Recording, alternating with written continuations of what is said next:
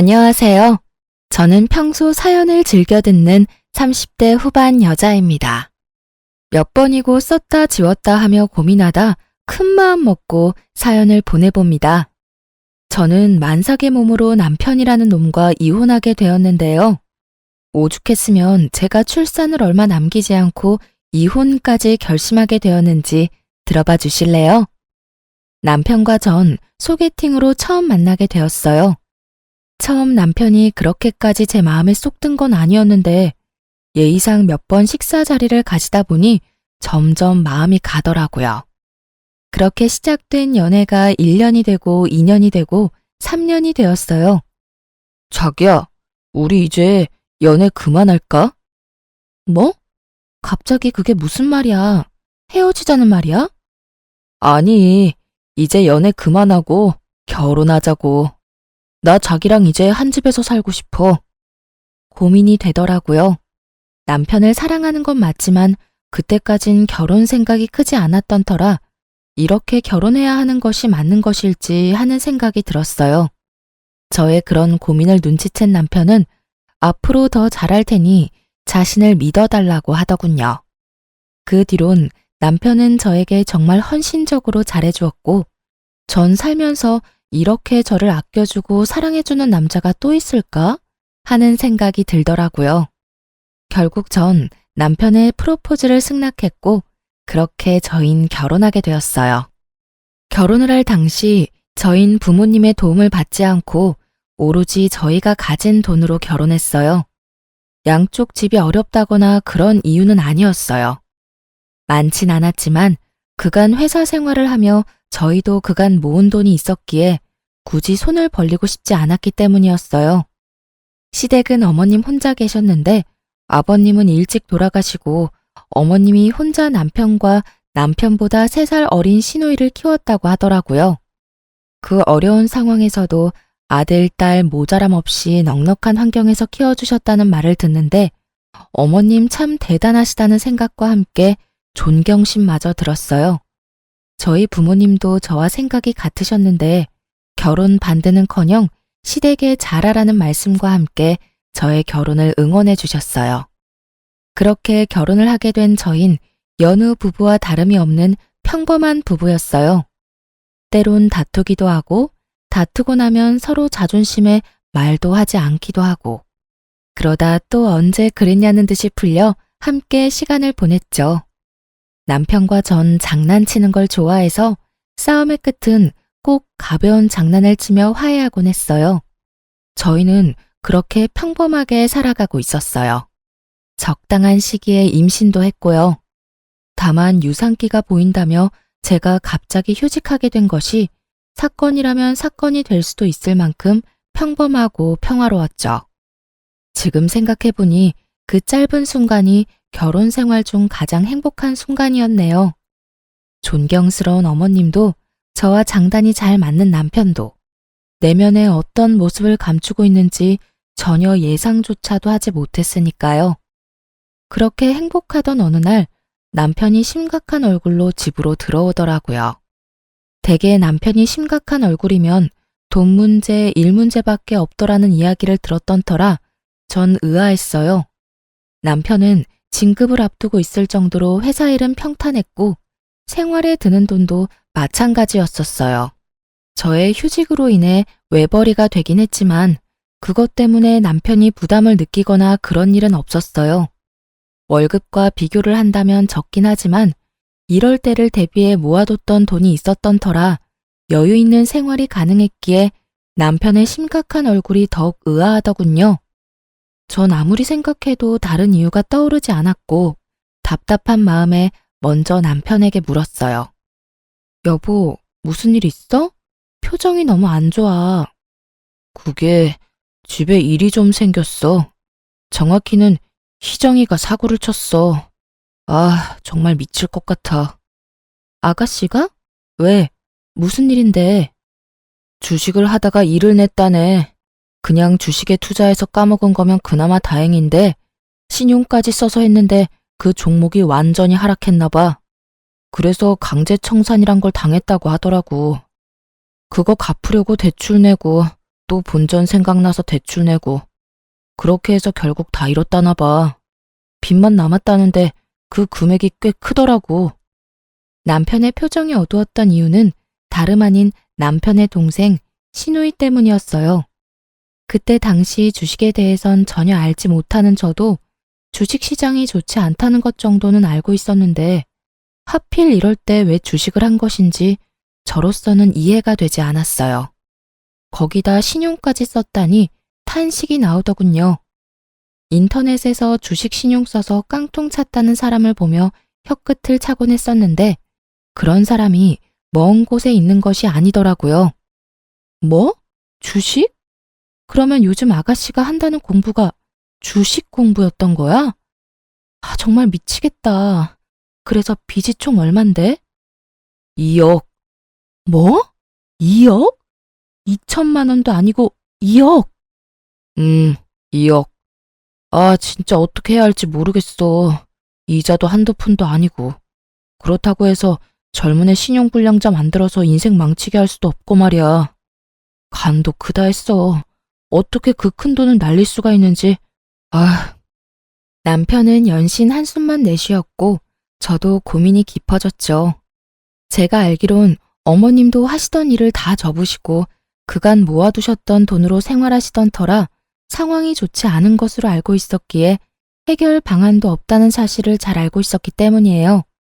그렇다고 저희에게도 그 큰 돈이 있을 리가 없었고 저희가 대출을 내서 아가씨의 대출을 막아주는 건 더 말도 안 되는 것이기에 정말 도저히 방법이 보이지 않더군요. 집안엔 한숨만이 가득했고 누구도 섣불리 말을 꺼내지 못하고 있을 때였죠. 오늘 장인어른 생신이잖아. 일단 가자. 지금 출발해도 늦어. 아니야. 당신은 오늘 그냥 집에 있어. 나 혼자 다녀올게. 에이, 그런 게 어디 있어. 아무리 상황이 이래도 장인어른 생신인데. 가서 얼굴 뵙고 축하해드려야지. 얼른 가자. 저의 만류에도 남편은 기어코 저를 따라 나서더군요.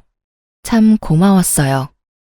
만약 입장을 바꿔 저였다면 어머님의 생신을 챙겨드릴 정신 따윈 없었을 것 같았으니까요. 그렇게 남편은 친정에 함께 갔고 아무렇지 않은 척하려고 노력하는 것 같았지만 부모님의 눈을 속일 순 없었어요. 언뜻 보이는 남편의 어두운 표정을 보신 부모님은 식사 자리가 끝나자 기다렸다는 듯 물으시더라고요. 박서방, 무슨 일이 있어? 표정이 영 안 좋은데. 네? 아닙니다, 장인어른. 일은 무슨요. 요즘 회사 일이 바빠서 조금 피곤한 것 빼곤 아무 일 없습니다. 거짓말할 생각하지 말게. 부모가 되어보면 다 보인다네. 내 자식이 무슨 일이 있구나. 고민이 깊구나. 이런 건 그냥 다 보인다고. 오늘 자네가 들어오는데 무슨 일이 있구나 싶었으니 숨길 생각 말고 말해보게. 다 알고 있다는 듯 추궁 아닌 추궁하는 아빠에게 더 이상의 거짓말은 소용없는 짓이었고 남편 역시 그렇게 느꼈는지 사실대로 털어놓더군요. 그게 사실은 집에 일이 좀 생겼습니다. 동생이 주식을 하다가 빚을 많이 내게 됐다는 사실을 알게 돼서. 죄송합니다, 장인어른. 좋은 날인데 표정 관리 하나 잘 못하고. 아, 그런 일이 있었구먼. 그래서 빚이 얼마나 되길래 자네 안색이 이렇게나 좋지 않은 게야? 그게 2억 정도 된다고 합니다. 생각보다 큰 금액이긴 하군. 자네 걱정이 많았겠어. 괜찮습니다, 장인어른. 어떻게 해서든 해결해 볼 테니 걱정하지 마십시오. 아빠도 적잖게 놀란 눈치더군요. 왜 안 그렇겠어요? 2억이 누구 집 개 이름도 아니고 20대 아가씨가 그렇게 큰 돈을 주식으로 날렸다는데 놀라시는 게 당연했죠. 그렇게 한참을 고민에 빠져 계시던 아빠는 방으로 들어가시더니 종이와 펜을 들고 다시 저희 앞에 앉으시더라고요.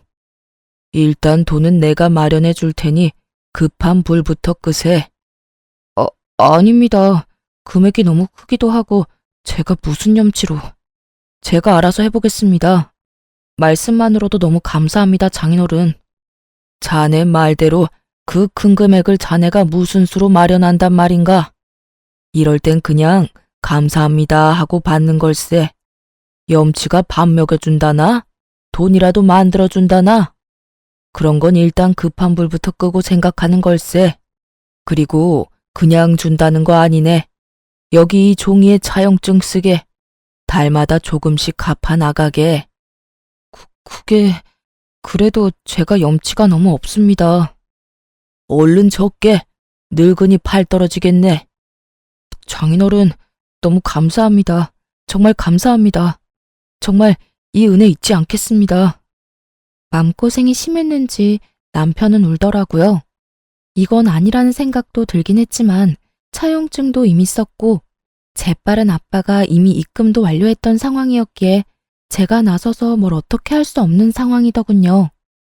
상황도 그랬지만 재차 감사하다며 우는 남편을 보니 안쓰럽기도 해 괜히 입대지 말고 남편을 믿어보기로 했어요. 남편은 제 걱정과는 달리 성실히 변제를 해나가더군요. 저에게도 더 잘해주고요. 주말엔 꼭 저를 데리고 친정으로 가 시간을 보내주고 임산부의 특권인 새벽에 뜬금없는 음식 찾기도 마음껏 누리게 해주었어요. 여보, 왜 그러고 있어? 그게 나 냉면이 너무 먹고 싶어. 그 냉면 안에 들어있는 무절임 김치를 너무 먹고 싶어. 그거에 갈비 싸 먹으면 너무 맛있을 것 같아. 어이구, 그런 거면 진작 날 깨웠어야지. 당신 내일 출근도 해야 하는데 어떻게 깨워? 그래도 깨워. 괜찮아. 임신했을 때 먹고 싶은 거 못 먹으면 미운아가 나온다고 그러더라. 그러니까 먹고 싶은 거 있으면 내가 밤 꼴딱 새우고 겨우 눈 붙인 상황이라도 무조건 깨워. 알겠지? 고마워. 그러면서 밝게 웃는 얼굴로 냉면과 갈비를 구하러 나가는 남편의 뒷모습을 보는데 눈물이 다 날 정도로 참 행복하더군요. 마음 편히 잘 먹고 잘 지낸 덕에 아기는 저의 뱃속에서 무럭무럭 잘 자라주었고 안정기를 지나 만삭이 되었어요. 그렇게 5개월이 지났고 전 출산을 앞두고 있었습니다. 출산 경험이 있으신 분들이면 다들 아시다시피 그맘때쯤엔 다들 출산 가방을 몇 번씩 쌌다가 풀었다가 하시잖아요. 저도 마찬가지였어요. 여기저기 검색을 해보고 필요하다 싶은 물건을 고르고 골라 가방을 싸고 있었죠. 현관문 열리는 소리에 시계를 보니 벌써 남편 퇴근 시간이 되었더라고요. 저는 아차 하는 마음에 현관으로 달려나가 남편을 맞이했고 저를 바라보는 남편의 얼굴은 어두웠어요. 전 불안했어요. 남편의 표정이. 딱 아가씨가 돈 사고를 쳤을 때와 똑같았기 때문이었죠. 전 불안감을 애써 감추며 남편에게 물었어요. 여보, 또 무슨 일 있는 거지? 아, 정말 미치겠다. 긴 한숨을 내쉬던 남편은 아무런 기력도 남아있지 않는 듯 소파에 기어가듯 걸어가 몸을 기대더군요. 이거 진짜 큰일이구나 싶더군요. 심상치 않은 일이 또 일어났음을 직감적으로 느낄 수가 있었어요. 전 남편의 입으로 나올 말이 겁이 나 차마 아무 말도 하지 못하고 있었고 상황이 답답한지 남편이 먼저 입을 떼더라고요. 아, 희정이가 이번엔 비트코인을 했대. 주식도 중독성이 강하다고 하더니 결국 또 사고를 쳤어. 애초에 그 2억을 해주면 안 되는 거였나 봐. 한번 갚아줬더니 애가 그래도 된다고 생각하는 걸까? 아님 돈이 돈 같지 않게 느껴지는 걸까? 아, 내 핏줄이지만 이해가 안 된다 정말. 기가 막히더군요. 그 큰 돈을 해결해준 지 1년도 되지 않았는데 또 똑같은 짓으로 빚을 졌다니. 염치가 없어도 어쩜 그렇게도 없을 수가 없는지. 그래도 남편의 가족이니 남편 앞에선 심한 욕도 하지 못하고 답답해서 미칠 지경이더라고요. 전 끓어오르는 화를 겨우 누른 채 물었어요. 그래서 이번엔 또 얼만데? 또 억 단위야? 아니, 다행이라고 하기도 뭐하지만 억 단위는 아니더라고. 그게 5천만 원 정도 된다고 하더라. 5천만 원이나 돼? 엄마는 그냥 나가 죽으라 그러고 희정이는 한 번만 더 살려달라고 두 번 다신 그런 일 없을 거라고 그러는데 내가 진짜 미치겠더라니까. 아무것도 못하게 손을 묶어놓을 수도 없는 노릇이고 어떻게 해야 할지 모르겠어. 내가 진짜 이런 말까지 하고 싶지 않았는데 아가씨 진짜 해도 너무한다. 어머님도 그렇고 당신도 그렇고 힘든 거 뻔히 알면서 왜 그러신데 도대체? 그러게. 그래서 말인데 나 한동안 장인어른한테 드리는 돈 못 드릴 것 같은데 어쩌지? 우리 아빠 돈은 왜? 설마 아니지? 당신 또 아가씨한테 돈 해줄 거 아니지? 저의 다급한 물음에 남편은 고개를 떨구며 다 기어들어가는 목소리로 답하더군요. 그러면 어쩌겠어. 신불자 되지 말라고 2억은 갚아주고 5천 못 갚아줘서 신불자 만들 순 없잖아. 일단 일부분 먼저 갚아주고 나머지는 달마다 되는 대로 해결해 주려고. 이쯤 되니 도저히 참을 수가 없더라고요. 동생이 진 빚 때문에 처가에 돈을 빌려놓고선 또 동생이 진 빚 때문에 처가 돈을 한동안 못 갚겠다니요. 이 무슨 말도 안 되는 상황인가요? 그리고 오빠가 무슨 동네 호구도 아니고 동생이 사고 칠 때마다 도와주면 저와 아기는 어떻게 하나요? 전 입에 개거품을 물 기세로 남편에게 따져 물었어요. 당신 진짜 미쳤어? 우리도 이제 곧 새 가족이 생기는데 아가씨 도와줄 돈이 어디 있어? 그리고 아가씨 도와준다고 아빠한테 빌린 돈을 안 갚는다는 게 말이 돼? 안 갚는다는 게 아니라 한동안은 못 드리겠지만 급한 돈만 마무리되고 나면 다시 갚아 나갈 거야. 그러니까 당신이 말 좀 잘해주면 안 될까? 응, 안 돼. 절대 안 돼. 아가씨를 돕든 어머니를 돕든 그건 당신 마음이지만 무슨 일이 있어도 우리 아빠 돈은 빼먹지 말고 갚아. 난 분명하게 말했다. 아, 알겠어. 남편은 서운한 티를 팍팍 냈지만 전 양보할 수 없었어요. 드리던 돈을 줄인다고 해도 될까 말까 하는 상황에 한동안 못 드린다는 말은 앞으로도 드리지 않겠다는 말로 들렸기에 더욱 양보할 수가 없더군요. 이때 이혼을 했었더라면 그 더러운 꼴은 보지 않아도 됐을 텐데. 이때까지 저는 남편을 사랑했고 다른 문제도 아닌 아가씨 돈 문제 때문에 이혼할 생각은 없었기에 이 고비만 잘 넘기면 다시 평화가 찾아올 거라 믿어 의심치 않았어요. 하지만 제가 바라고 기대하던 그 평화는 찾아오지 않았어요. 다른 방법을 찾아보겠다고 한 남편은 결국 방법을 찾지 못했는지 아빠에게 돈을 드리지 않았더군요. 이 사실을 알게 된 과정도 참 기가 막혔어요. 전 아무래도 남편에게 너무 냉정하게 말을 한 것 같아 제가 가지고 있던 돈이라도 좀 보태주려고 돈을 보내드렸냐고 물었어요. 여보, 오늘 그날이잖아. 아빠한테 입금해줬어? 어? 당연하지. 겨우겨우 맞춰서 입금해드렸어. 걱정하지 마. 그래? 알겠어. 아가씨 일은 어떻게 할지 같이 잘 생각해보자. 알겠어. 남편의 적잖게 당황하는 모습과 대화를 피하는 모습이 수상하더라고요. 그래서 전 남편이 출근하고 난 뒤 엄마에게 전화를 걸었고 엄마에게서 입금이 되지 않았다는 말을 듣게 되었던 것이었어요. 더는 남편과 해결할 문제가 아니라는 생각이 들었고 바로 시댁으로 찾아갔어요. 시댁은 주택이었는데 무슨 일인지 대문이 열려 있길래 벨을 누르지 않고 그냥 들어갔고 마당에서 현관으로 걸어가는데 현관도 열린 것인지 집안의 대화 소리가 들리더군요. 대화의 주인공은 어머님과 시누이였는데 두 사람은 싸우고 있는 듯 했어요. 언성은 높았고 그 높고 큰 목소리 덕분에 두 사람의 대화가 더욱 잘 들렸어요. 엄마, 그냥 엄마가 돈 좀 해줘. 나 진짜 다시는 돈 사고 안 친다니까. 진짜 앞으론 절대 이런 일 없을 거야. 그러니까 나 한 번만 좀 살려줘.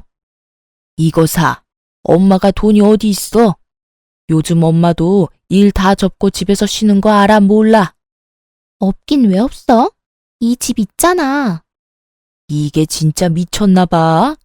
달랑 하나 남은 집으로 네 빚이나 갚아달라는 말이야?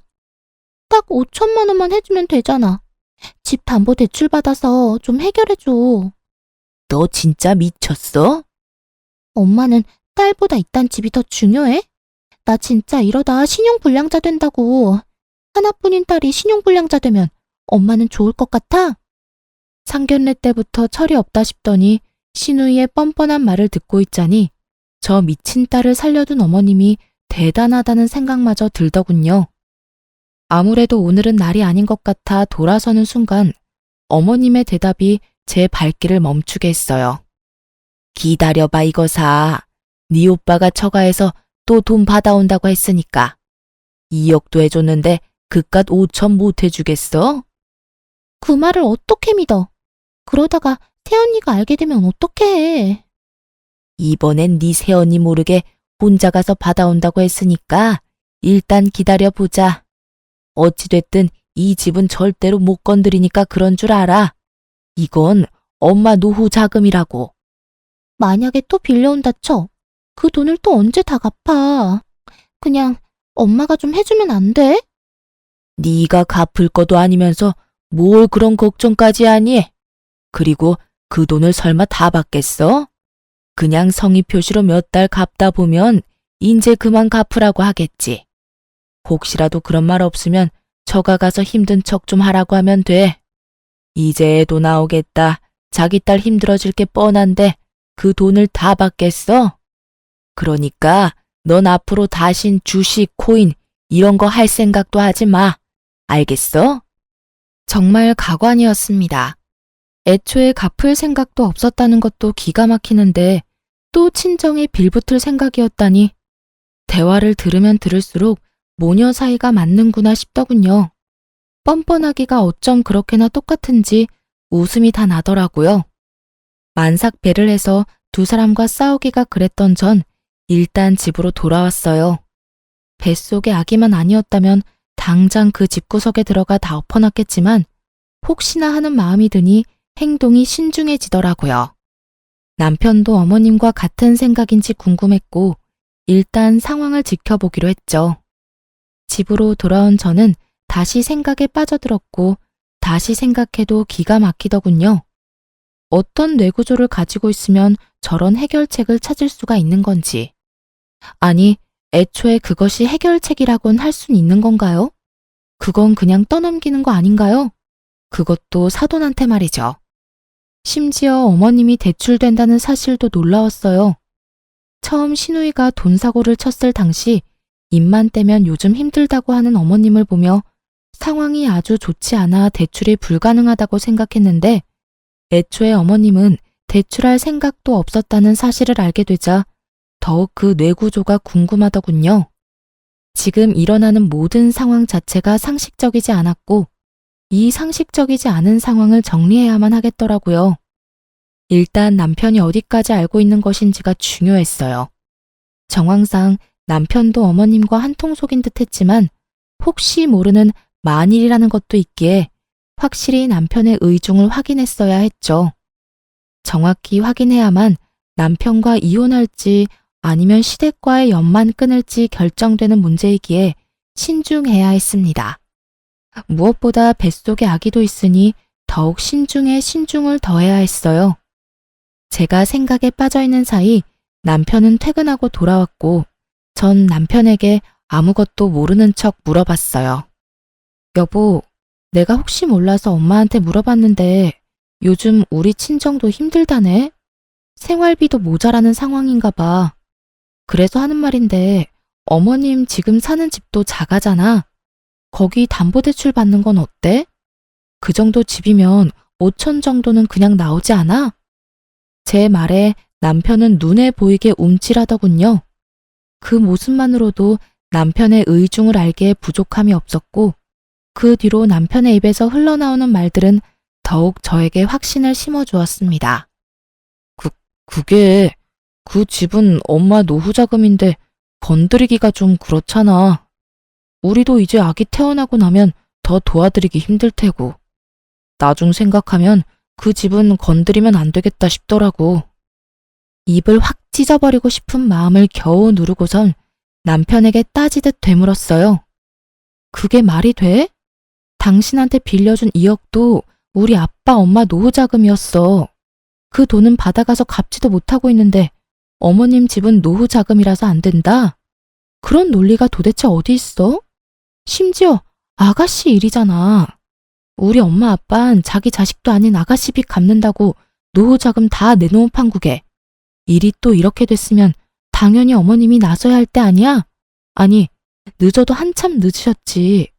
사실 2억도 우리 부모님이 아니라 어머님이 해주셨어야 했어. 내 말이 틀려? 최대한 언성은 높이지 않으려고 노력했는데 말하다 보니 저도 모르게 점점 언성이 높아지더라고요. 그런 제 모습이 남편도 거슬렸는지 급발진하며 막말을 쏟아내기 시작하더군요. 당신 지금 그까지 돈 좀 당신 친정에서 받아왔다고 유세 떨어? 그까지 푼 돈으로 유세 좀 떨지 마. 보고 있기 역겨우니까. 뭐라고? 역겹다니. 당신 어떻게 나한테 그런 말을 할 수가 있어? 당신 지금 완전히 다른 사람 같은 거 알아? 당신이 날 이렇게 만들잖아. 그리고 자꾸 이런 식으로 굴면 앞으로 절대 그 돈 안 갚을 수가 있으니까 알아서 해. 알겠어? 당신 진짜 웃긴다. 돈 빌려갈 땐 고맙다고 눈물까지 흘리면서 그 은혜 잊지 않는다고 하더니 이게 은혜 잊지 않겠다던 사람이 할 태도야? 돈을 안 갚는다고? 그걸 지금 말이라고 해? 그럼 말이지 방귀야? 임신했다고 오냐오냐 했더니 남편 무서운 줄 모르고 뭐? 논리? 어디서 논리를 운운하고 있어? 급발진해서 저보다도 더 언성을 높여대던 남편은 가쁜 숨을 한 차례 고르더니 더욱 충격적인 말을 하더군요. 당신 배불러서 이혼당하고 싶지 않으면 알아서 잘해. 무슨 말인지 알지? 이번에도 친정에서 5천만 원 받아오란 이 말이야. 생활비가 없든 노후 자금이 없든 난 모르겠고 무슨 일이 있어도 5천 만들어서 가지고 와. 알겠어? 그러게 좋게 대해줄 때 알아서 길 것이지 꼭 사람을 나쁘게 만들고 있어. 멍하더군요. 제가 들은 말이 진짜 현실이 맞는 것인지, 이 말들이 진짜 내 남편의 입에서 나온 말이 맞는 것인지, 한참을 멍하게 그 자리에 서 있었고 정신을 차려보니 남편 놈은 거실 욕실에서 씻고 있더라고요. 참 가당치도 않았어요. 시댁 인간들이 그따위 내구조를 가지고 있을 때 알아봤어야 했는데 남편 놈도 그 인간들이 별반 다르지 않은 인간이더라고요. 하긴 그 핏줄이 어디 가겠어요? 그 와중에 입고 출근했던 양복은 욕실 앞에 뱀 허물과 다름이 없는 꼴로 벗어났는데 전 저도 모르게 몸부터 움직여 그 양복을 집어들었어요. 치워야겠다는 이런 생각 따윈 없었는데 왜 그 양복을 집어든 것인지 아직도 모르겠지만 어찌되었든 전 양복 상의를 집어들었고 그 순간 상의 주머니에서 종이가 떨어지더라고요. 떨어진 종이는 다름 아닌 차용증이었어요. 분명 친정에 있어야 하는 차용증인데 왜 남편 옷에서 나오는 것인지 그 이유는 전화 한 통으로 가뿐히 알 수 있었어요. 여보세요? 딸, 이 시간에 웬일이야? 무슨 일 있어? 아니, 일은 없는데 물어볼 게 있어서 혹시 박서방 집에 들린 적 있어? 며칠 전에 내 음식 생각나서 왔다면서 점심시간에 왔더라고. 그래서 점심 한 끼 해서 먹였지. 얼마나 맛있게 먹는지. 요즘 집에서 정서방 밥 안 해 먹이니? 아니, 잘해 먹여. 내가 다른 건 몰라도 끼니는 잘 챙기잖아. 하긴 그렇긴 하지. 그런데 그건 갑자기 왜 물어? 그냥 이야기하다가 엄마 집 다녀왔다고 하길래 뭐 했나 싶어서 물어봤어. 엄마 목소리도 듣고 싶어서 겸사겸사 전화했지. 모든 것이 확실해졌어요. 남편 놈은 엄마가 혼자 있는 시간을 노리고 친정에 가서 차용증을 몰래 가지고 나온 것이었어요. 그리곤 그렇게 생각했겠죠. 이제 차용증이 없으니 최악의 경우 그 돈은 갚지 않아도 되겠다 하고요. 뭘 믿고 저렇게도 당당하나 싶었더니 믿는 구석이 고작 차용증이라니. 굴린다고 굴린 머리가 이리도 멍청하다는 사실이 놀랍기까지 했어요. 놀라우면서도 이런 남자를 믿고 결혼하고 임신까지 한 저 자신이 다 한심스러워지더라고요. 남편의 구역질 나는 의중도 잘 알았겠다. 전 더는 망설일 필요가 없었어요. 남편은 제가 만삭이고 곧 아기도 태어날 것이니 아기를 생각해 이혼은 할 수 없어 돈은 마련해 오겠지 하고 생각한 모양인데 절 몰라도 한참 몰랐네요. 전 태어날 아기를 위해서도 이 인간 같지도 않은 기생충 같은 놈과 살 생각이 전혀 없었어요. 그렇게 전 이혼을 위한 준비를 차곡차곡 해나갔습니다. 이혼 전문 변호사를 만나 상담도 하고 부모님께 이혼할 것이라는 말씀도 드렸어요. 처음에는 많이 놀라셨지만 충분히 상황을 설명해 드리니 두 분 다 하루라도 빨리 이혼하라고 해주시며 아기는 걱정하지 말라는 말씀까지 해주시더라고요. 그렇게 모든 준비를 마친 전 남편 퇴근 시간에 맞춰 부모님께 집으로 와달라고 부탁을 드렸어요. 제가 모르는 남편의 또 다른 거친 모습이 있을 수도 있기에 혹시나 하는 마음으로 부탁을 드린 것이었죠. 부모님은 흔쾌히 집으로 오셨고 전 안방에서 조금만 계셔달라고 부탁을 드렸어요.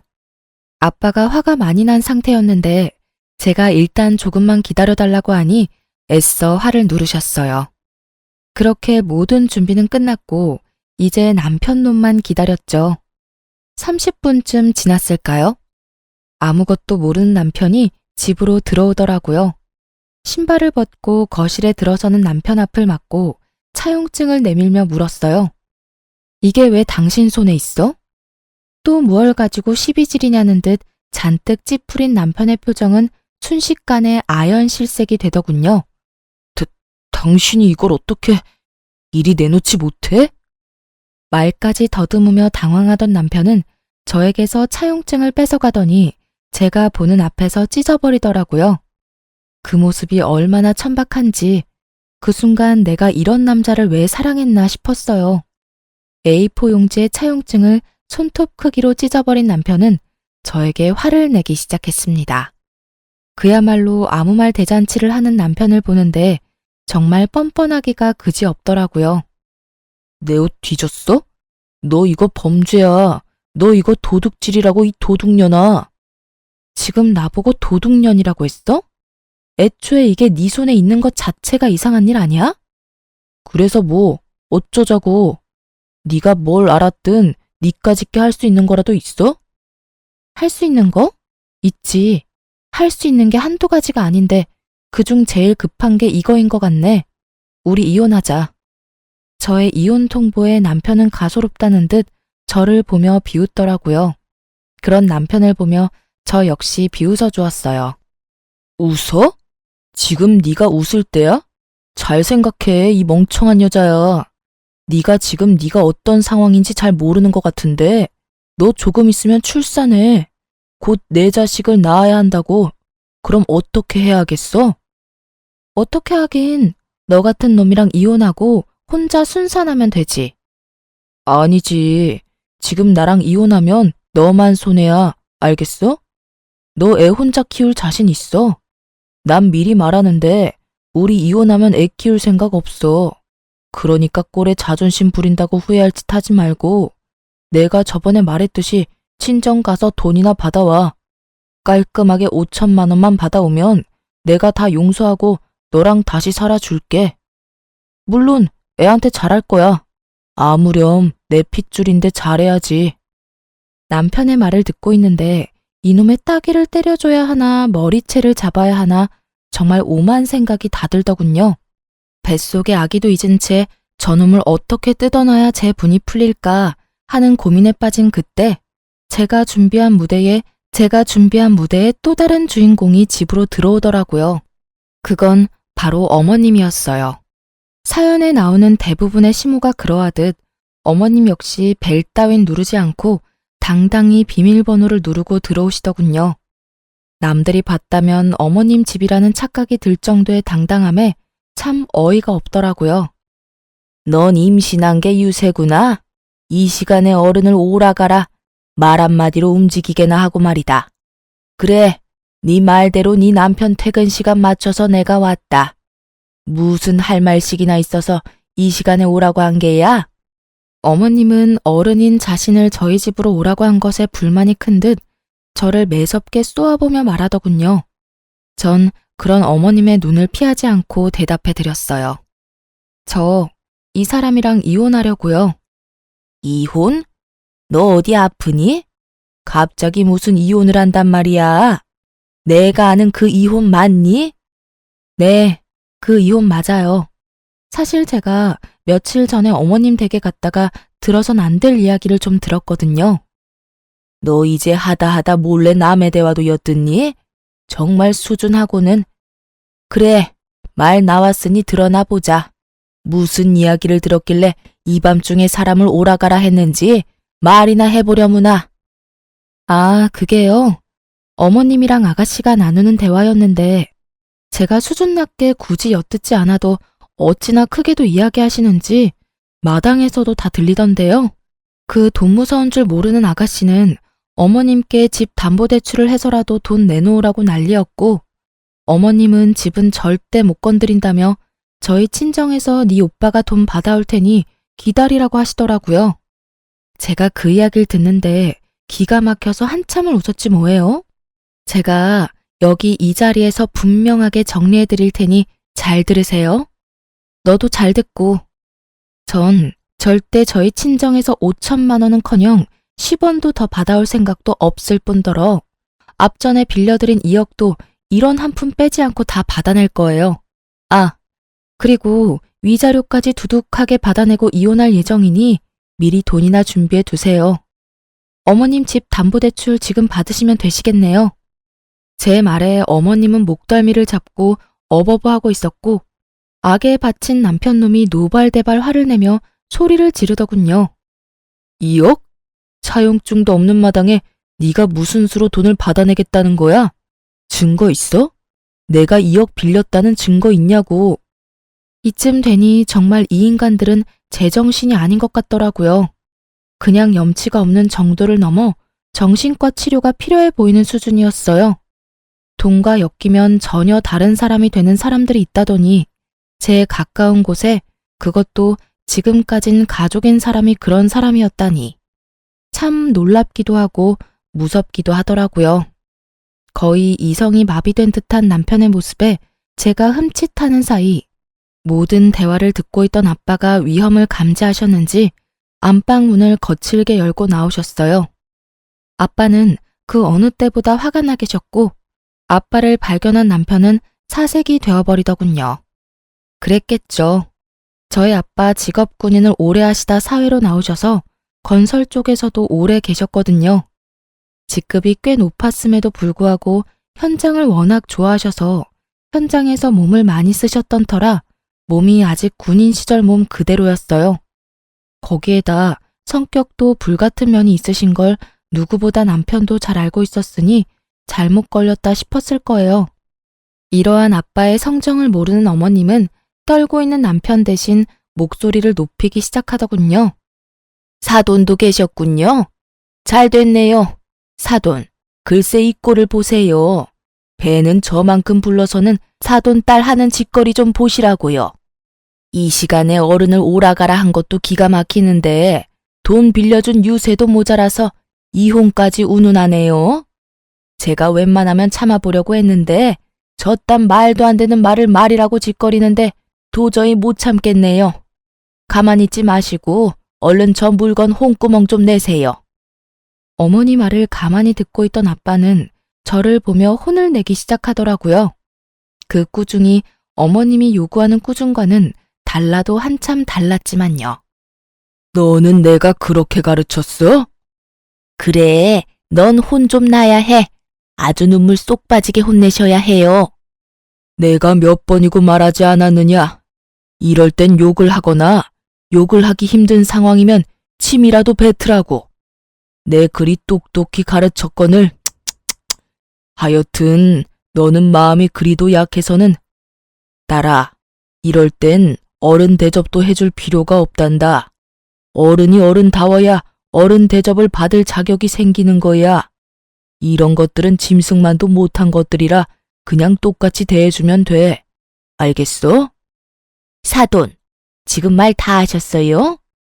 아, 이제 보니 이 물건이 사돈을 똑 닮아 이렇게 앞뒤 분간 못하고 말을 막 하는 거였네요. 그 어렵다는 사돈한테 뭐요? 짐승? 기가 막혀서. 내 그냥 넘어가지 않을 겁니다. 사돈딸, 내가 아주 피가 마를 때까지 괴롭혀 줄 거란 이 말이에요. 이혼 생각도 하지 마세요. 안 해주면 그만인 이혼 누구 좋으라고 이혼한답니까? 그 어렵다는 사돈 돈을 맡겨놓은 돈처럼 막 가져다 쓰려고 했던 분이 누구였는지 이 아줌마는 기억도 나지 않는 것 같더라고요. 뻔뻔한 어머님의 말을 듣고 있던 아빠는 도저히 참을 수가 없는지 참았던 화를 버럭 내셨어요. 그 입 못 다물어? 가당치도 않게 지금 어디서 큰 소리야? 그리고 감히 지금 내 앞에서 누굴 괴롭힌다고? 내 웬만해서 한땐 가족이었던 사람들이라 참으려고 했는데 모자간에 사이좋게 지금 당장 콩밥 먹게 해줘? 우리가 콩밥을 왜 먹어? 우리가 뭘 잘못했다고? 몰라서 묻나? 아, 이걸 아직 안 보여줬네. 그러니 그렇게 목소리가 크지. 우선 이거부터 보고 다시 이야기라는 것을 해볼까? 아빠는 손에 쥐고 계시던 차용증 원본을 내밀었어요. 그래요. 사실 아까 남편이 찢은 차용증은 복사본이었고 원본은 아빠가 가지고 계셨던 것이었어요. 차용증이 남아있음을 안 어머님은 얼굴이 사색이 되어 아무 말도 하지 못하더군요. 그런 어머님을 보며 아빠는 긴 숨을 내쉬며 흥분을 가라앉히고 그래도 최대한 예의를 갖추고 말하려고 노력하시더라고요. 내가 이런 날이 올 줄 알고 그랬던 건 아니었는데 혹시나 하는 마음에 바로 공증이라는 걸 받아놨어요. 그리고 굳이 이 차용증이 아니더라도 입금 내역이 고스란히 남아있는데 어찌 그리 않지 앞도 모르고 그렇게 행동할 수 있는 것인지. 차용증을 자세히 읽어보긴 했는지 모르겠지만 사돈, 여기 이런 조항이 있습니다. 갑이 원할 시엔 이자까지 쳐서 무조건 일시불 상환을 한다. 전 일시불 상환을 원하고 기한은 넉넉하게 일주일 드리죠. 들어보니 집 담보대출 가능하다고 하던데 서류만 잘 갖추면 하루만 해도 대출은 가능하니 제법 여유로우실 겁니다. 아빠의 단호한 태도에 남편과 어머님은 그제서야 무릎까지 꿇고 싹싹 빌기 시작하더군요. 닭똥 같은 눈물까지 흘리면서요. 아이고, 사돈, 이러는 법이 어디 있습니까? 갑자기 그 큰 돈을 어디서 구한다는 말입니까? 네, 장인어른, 그렇게 큰 돈 저희 집에선 나올 구멍이 없습니다. 제가 오죽하면 처가에 손을 벌렸겠습니까? 제발 한 번만 용서해 주십시오. 담보대출 받으라고 방금 말하지 않았나? 네, 알아보니 그 집 담보로 대출 받으면 돈 갚고도 충분히 남아서 위자료 줄 돈도 되더군. 그러니 무조건 일주일 내로 갚아. 사돈, 그 집은 제 하나 남은 재산입니다. 제 노후 자금이라고요. 그 집까지 손대면 제 노후는 어떻게 한답니까? 그러지 말고 한 번만 더 도와주세요. 이제부턴 다달이 빠지지 않고 이 녀석이 갚아 나갈 겁니다. 너 잘 갚을 수 있지? 맞습니다, 장인어른. 제가 돈이 급해서 정신이 잠시 나갔었나 봅니다. 이미 베풀어 주신 은혜가 큰데 그걸 잊고 이딴 짓이나 하다니. 저 정말 많이 반성하고 있습니다. 딱 한 번만 더 기회를 주시면 안 되겠습니까? 정 마음이 풀리지 않으신다면 손주 생각해서 한 번만 더 기회를 주십시오. 듣고 있기도 힘들었던 저는 이때껏 이 모든 상황을 녹음하고 있던 휴대전화를 보여주며 말했어요. 지금 와서 이래봤자 아무 소용이 없어. 지금까지 모든 상황 녹음 다 해놨거든? 이 녹음 파일도 변호사분 드릴 거니까 그런 줄 알고 미리미리 위자료 준비해놔. 여보, 제발 이러지 마. 당신마저 이러면 난 어떡해 해. 뱃속의 아기 생각해서라도 한 번만 다시 생각해봐. 응? 내가 앞으로 정말 잘할게. 이런 일 있기 전까진 우리 정말 좋았잖아. 당신이 원하면 나 우리 집에 다신 상관 안 하고 남남처럼 살 수도 있어. 그러니까 한 번만 다시 생각해봐. 몇 번을 다시 생각해봐도 내 결심은 바뀌지 않으니까 그런 줄 알고 위자료 준비해놔. 애 걱정하지 말고. 그렇게 말한 전 부모님과 함께 친정으로 갔고 친정에서 이혼을 진행하게 되었어요. 부모님께는 그런 모습을 보여 죄송했지만 혼자였다면 꽤 많이 힘들었을 이혼 소송이 부모님 울타리 안에 있으니 그래도 견딜만 하더라고요. 남편은 끝까지 구질구질하게 시간을 끌었고 저의 비싼 변호사님 덕분에 생각했던 것보단 빨리 승소하게 되었어요. 그렇게 전 이혼을 하게 되었고 위자료도 생각했던 것보다 많이 받았어요. 물론 부모님의 피 같은 돈도 이자까지 쳐서 다 돌려받았고요. 제 위자료와 부모님의 돈은 결국 전 시모의 집을 처분해 주더라고요. 왜 굳이 처분을 했을까 하고 궁금했는데 동네 분들께 전해 들은 말론 그 사이 전 시누이가 또 사고를 쳤다고 하더군요. 대출로는 충당이 안 되는 금액이라 집을 처분했어야만 했고 전셋집은커녕 월세집으로 이사를 했다고 했어요. 그 말을 듣는데 월세집까지 털어먹어야 그 손가락이 멈추려나 하는 생각이 들더군요. 그것이 마지막으로 그 인간들의 소식은 들을 수가 없었어요. 굳이 듣고 싶지도 않았고요. 이혼하고 난 뒤 2주일 정도 지났을 때 전 출산을 했어요. 정말 하늘이 노랗게 변한다고 하더니 전 노랗다 못해 하늘 볼 정신도 없더라고요. 아, 정말 이러다 큰일 나겠구나 하는 순간 아기가 세상 밖으로 나왔고 전 딸아이를 품에 안게 되었습니다. 그때 처음 든 생각이 다른 것도 아닌 엄마도 이렇게 힘들었을까? 였어요. 말로만 듣던 출산을 직접 하고 나니 정말 엄마가 대단하다는 생각밖에 들진 않더군요.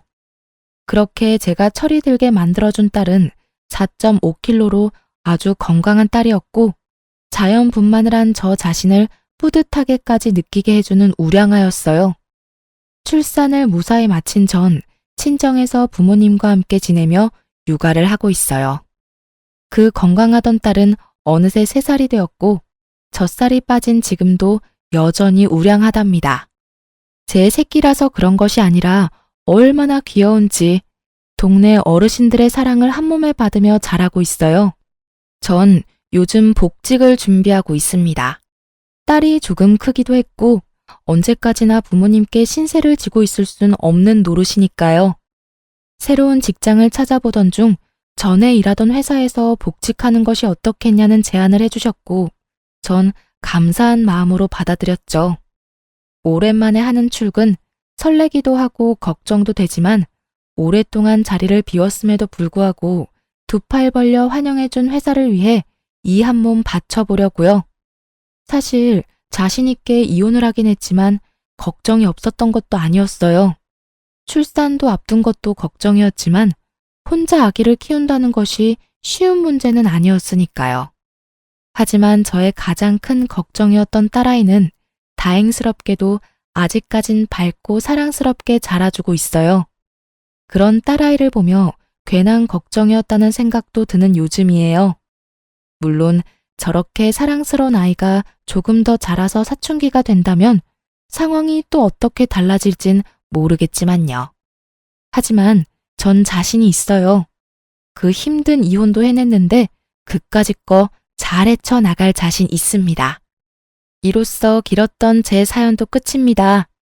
저의 긴 사연 들어주셔서 감사합니다, 여러분.